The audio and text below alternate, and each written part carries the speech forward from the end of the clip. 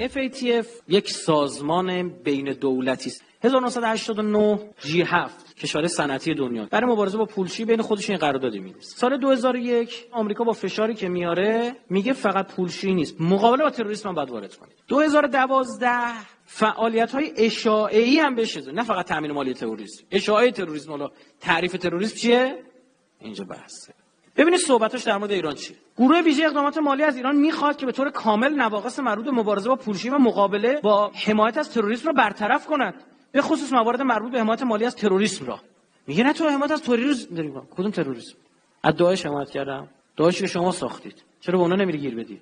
آدام ژوبین که معروفه به فرمانده قرارگاه تحریم ایران میگه همانطور که پرزیدنت اوباما پیشتر گفته بود، اگر ایران میخواهد که تجارت بیشتری با دنیا داشته باشد، باید نگرانی‌های آمریکا در این موارد را برطرف کند. ایران بزرگترین حامی تروریسم در جهان است. عربستان نیستا؟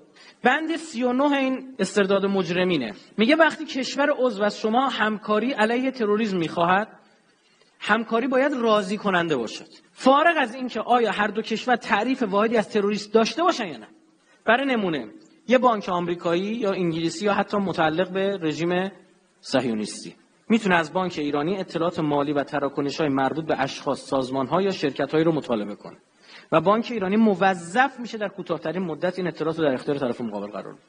اگر بانک ایرانی اطلاعات خواسته شده رو انتقال نده یا محتوای انتقال داده شده توسط کشور گیرنده راضی کننده نباشه، بگه من تو شناخت مصداق تروریسم من این نمیگنجه، ایران به عنوان کشور ناقض سیاست‌های استاندارد FATF شناخته میشه.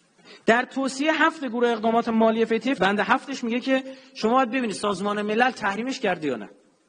خب بسم الله، همین الان سپاه ما قطعنامه 2231 رو حاج قاسم سلیمانی رو هم تحریم کرده. اون که یکی از نماینده مجلس میگفتش که اینا میخوان کت بسته تقدیم کنن که آقای ظریف واکنششون داده، همین بندا رو میگفت دیگه.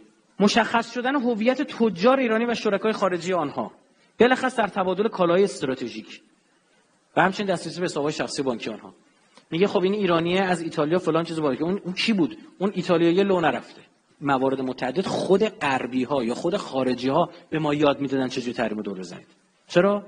چون می‌خواست کالا شما بفروشه. دو گور پدر آمریکا بیان اینجوری هم روش‌های خود اونا یاد میدادن. اونا میفهمیدن ما گرفتیم، اما نمیفهمیدن، نمیتونستن بگن چطور گرفتیم. چرا؟ چون اونا قوانین خودشون میشناسن، بلدن دور بزنن. این وقتی بیاد سوار بشه تو سیستم بانکی ما میفهمه نکنی کی گرفته. این دو طرف داره رابطه دیگه، اون گمه، این ور داشته باشه رابطه رو فهمیده. خب این FATF یکی از اون شاخه‌های مریدایی که تصویب کردن رفته.